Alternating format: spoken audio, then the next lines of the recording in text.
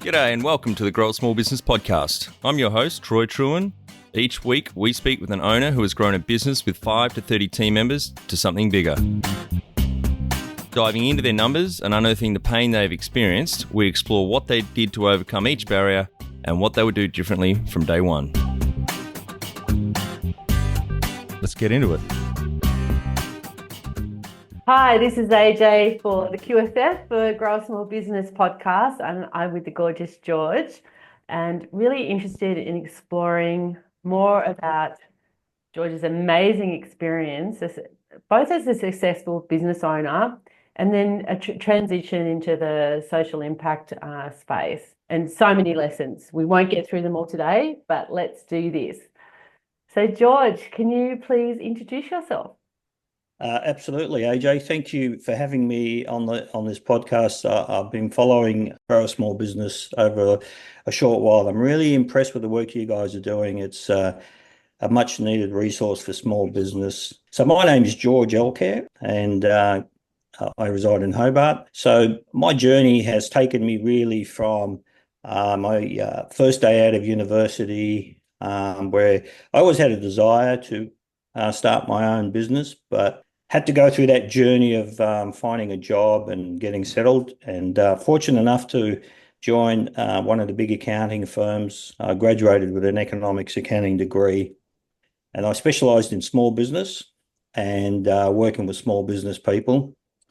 But AJ, it was 2 years into the journey when I realised that I didn't want to account for someone else's success, which is effectively what you do as an accountant. I actually wanted to jump into the driver's seat myself, and I wanted to steer the car. And if it was going to succeed, great. If it wasn't going to succeed, I wanted the blame to be at my feet. So I was always motivated, even from the age of 11 when I used to sell newspapers outside Flinders Street Station. Always wanted to be in small business. Always wanted to have charge and control of what I ended up achieving. And so the opportunity came to transition out of accounting and economics and put a pair of overalls on and take on a small business. And I quickly realized that I had some skill, and I wanted to share the knowledge of that skill later in life. But at that point in time, I was high risk, take it as it comes. That's about right. Yes, I was one of those bosses. That dressed in a suit in the morning to see the bank manager and grabbed the broom in the afternoon to sweep the floor. So it was quite a turbulent time. But here we are. Look, some 10 businesses later, I specialised really in buying small businesses that were run down. And often I would be buying them from liquidators and administrators because I believed in the strategy of the businesses, but ultimately the failure came about because of management, because of poor decisions, because of this non-alignment between vision and strategy and how you make that strategy work. So I saw a lot of potential in that, in turning businesses around, and that's effectively the pathway that I took. And I've been doing that for about nearly 30 years now. Wow, I'm still got the visual of George in a suit and then George in overalls with the broom. I love that. I don't know why, it just makes me laugh. And I can tell you that one day I actually was so under the pump, I actually turned up to a bank appointment in the overall. So it's so mixed up. Love it. So you touched on it, so many fantastic things there. What was the core problem that you were trying to solve, I guess, in your mind for the people that you worked with or that you helped? Is there a statement that would sort of encapsulate everything that you were trying to solve? Look, ultimately, I believe, let's get the statistics out there. Small business accounts for 97% of all businesses in Australia. It contributes, 30% of GDP. So it employs 40% of all employees Australia-wide. So it is a huge sector. I believe, usually neglected, and often because the owners are running on a vision or a purpose, but don't know how to go about achieving that. And so the fundamental underlying issues I found with these businesses that the employees weren't respected, they weren't valued. Generally, the culture in these businesses was pretty poor, almost to the point of implying that an employee's privilege to have a job rather than trying to tap into the best that this person can provide. And I think PD, having the capacity to access professional development around marketing, around governance, around structure, around meeting the needs of your clients and customers, all lacking.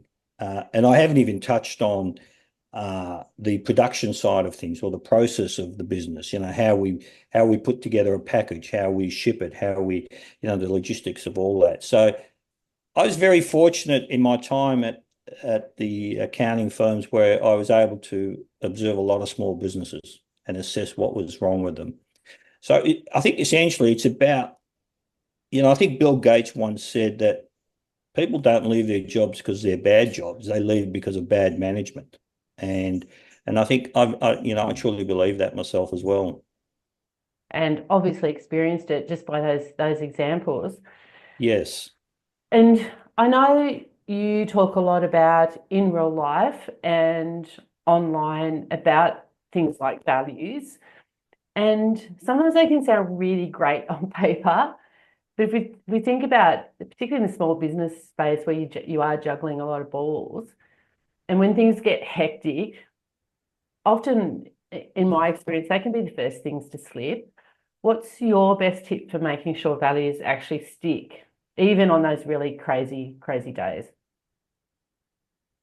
Look, I think one of the things I would highly recommend is, as a small business owner or on a board, and really applies to any organization, and that is, don't be afraid to reach out.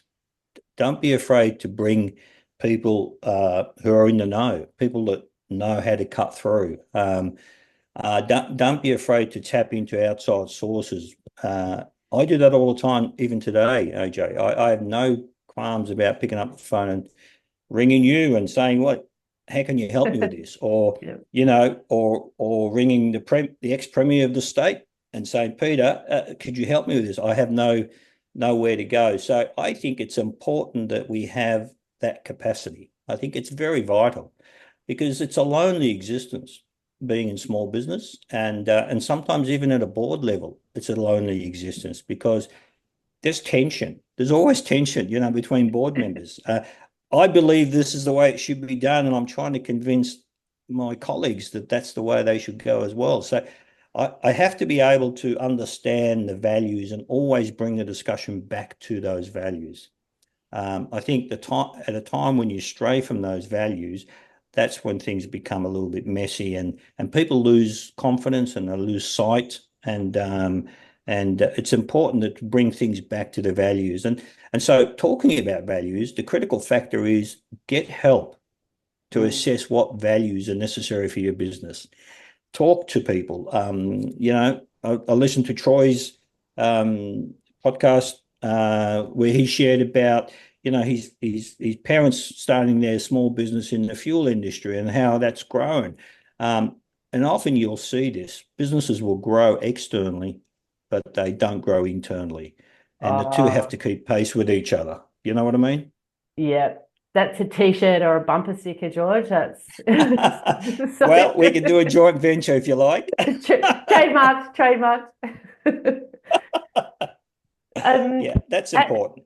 It's so important. And, just tapping into, your career and your expertise now as an experienced board director, particularly in those, organizations that are addressing the challenges and the needs of the disadvantaged. And then tapping it back into governance, which can sometimes sound like a big company thing to worry about. But for organizations, even small business or even non-for-profits, how do you keep the lights on? I mean, what are some of the practical things that you're talking when you talk about good governance? What are you thinking about or recommending? A very good question, and thank you for putting that, because it opens up a whole raft of things that we could talk about. And as you said at the top of this, we could talk for a long time. But I think it's critical that you understand the business. You have to understand it, and even if you're in a voluntary, some of the boards I'm on is a voluntary role. You have to understand the business, because when you understand the business, it makes the decision making and the governance around the decision making easier. You have that background information. So, as many of the organisations I'm involved in will tell you, I can be seen in the shops. I can be seen volunteering, helping out. I can be seen, like City Mission have got so many stores, and I can be seen wandering through those stores, because it's not because I'm looking to buy a bargain, which there are plenty of, by the way. I'm just observing. I'm observing what the business is, because we have to run. There is a risk that you can be so abstract at a board level from the day-to-day running of the business, and you're making decisions at a board level without fully comprehending the impact. I love to bring the two together. I love being able to talk to Mr. Citizen who's volunteering in our store, finding out what his concerns are, what's upsetting him or what's pleasing him, and then bringing that knowledge back to the board. And I've been known to drive for hours to assess a case that's been put to the board, and just to get a visual on it, to take a visual on it. So please, if you're going to join a board, get involved. Don't just sit there, I think, is the critical. And it's the same with your small business. I mean, as an owner of a small business, your heart is in it. It's your heart that determines, that keeps you up at night, that makes you work, long hours. And as good as employees are, they will never have that same heart. But you can create a culture where they get to enjoy that experience with you as well. So I think get involved. I think, don't hold back. Don't hold back, because every morning is another opportunity. Want specific advice to help you get your business through its #1 growth challenge? Book a free 20-minute growth chat with me, Troy, the founder of Grow a Small Business. I'll recommend some resources which will help you grow your business with ease so you can live the lifestyle you've signed up for. Go to growasmallbusiness.com and click on Growth Chat. Oh, yeah, totally. And I've seen examples just even online. I love some of the content you post on your LinkedIn, which is actually getting out and meeting people, sharing experiences, sharing the fears, the things that are keeping us, awake at night. But you're right, you encouraging people to not let fear get in the way of asking for help. I mean, these are just all great lessons. And I know you do it with a smile on your face, but the lessons are incredibly important.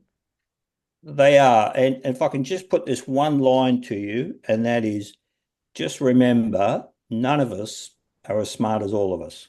And that's, how important is that we work together, whether it's for profit or not for profit.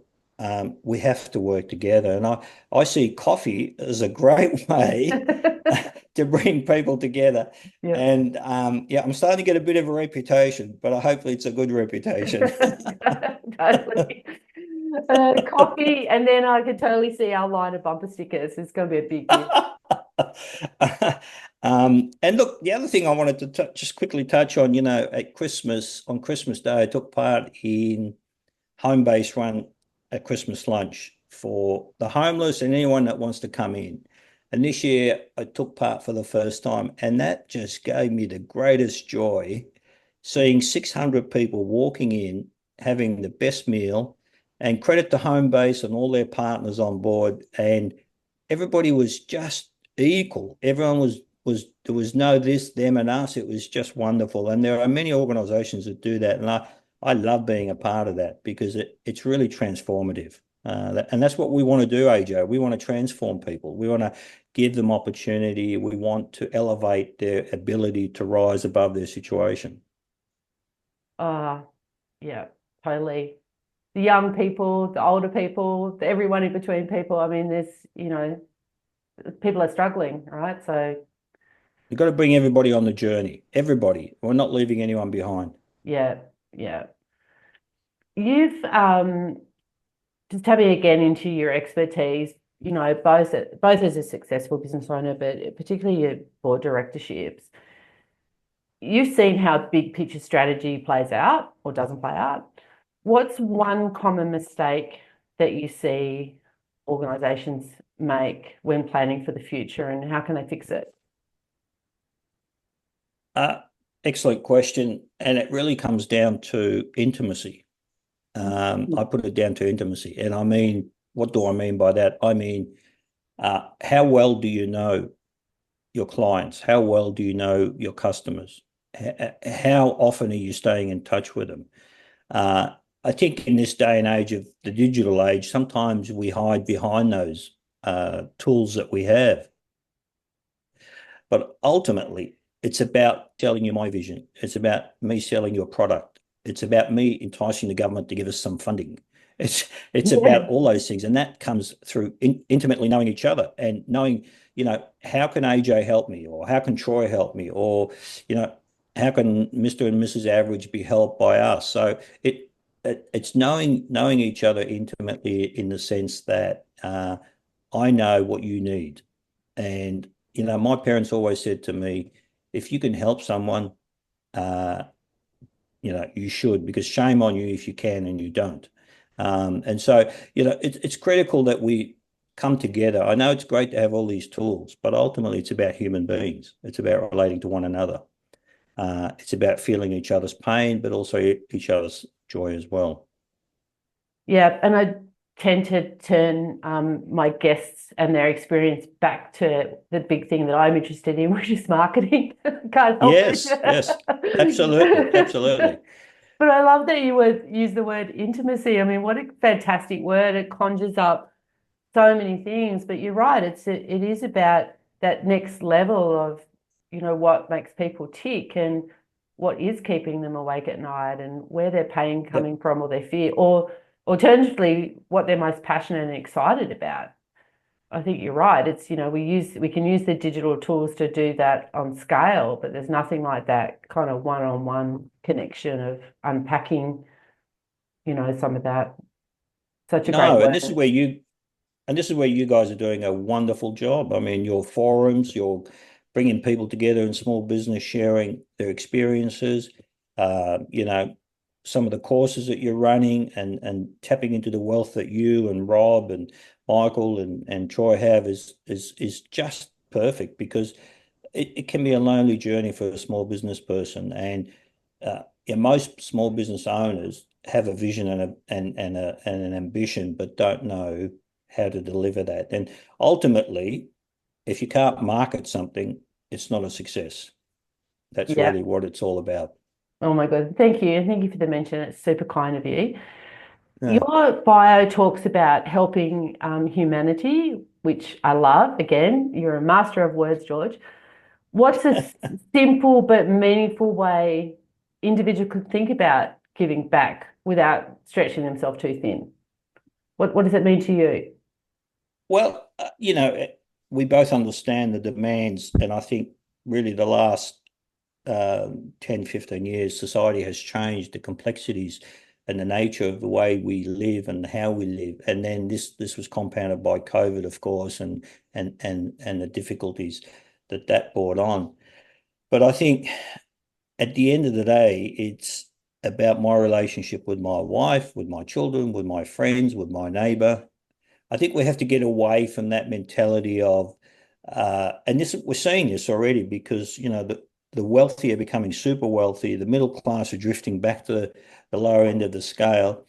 And one of the biggest bugs I have is that, let me put it this way, the people that do the most in our economy, i.e., the people that are checking out at Coles, the people that are taking your tickets when you come to a car park, the people that are doing the factory work, the bus drivers, those people are doing the bulk of the work that drives the economy, and yet we can't offer them the simple decency of a roof over their head, you know, with safety, with security. We're expecting them to do the bulk of the work, but we're not addressing, and clearly the studies show the outcomes that come from having a safe roof over your head is infinite in terms of social connections, economic growth, family relationships, job satisfaction. That all comes from having safety over your head. But for some reason, we've strayed from that. And the top end of town, I don't believe, are dipping enough to support the rest of those that need it. And I think we need to come together. I think governments, wealthy people, organisations, unions, politicians, we all need to come together and to try and solve some of these issues that are clearly plaguing us and keeping people up at night. Boom! Just dropping the microphone, George. You're amazing. I can't believe 20 minutes is just about up. It's such a shame. We've only more. Just scratched it. I know. It's frustrating, isn't it? Oh, oops, here's my timer. So just to close, George, thank you so much. There is so much more to explore. I'm so glad to be connected with you. And what is one thing you want people to think about or to do after listening to you today? Look, I just want to prick their minds. I just want them to not just go through the motions, really. Assess where you're at, and I truly believe that every morning is a new opportunity for you to make a difference. And then in the morning you can forget about what happened yesterday and start all over again. And that, I was listening to that podcast with D'Angelo's. For 40 years, he's doing the same thing every day. Yeah. And the reality is, with time comes perfection, and that's the beauty of it. So I think if they can just take 10% of what we shared today and apply it, hopefully that will make a difference to them. I don't know. Totally. With that, George, thank you so much. Talk to you soon. Bye. Thanks. Bye. See you later. Bye. Bye. We'd greatly appreciate you taking a couple of minutes to leave our podcast a review on iTunes. If you don't have an account, simply follow us on Spotify. You'll help other small business owners find the cast and valuable content our guests share.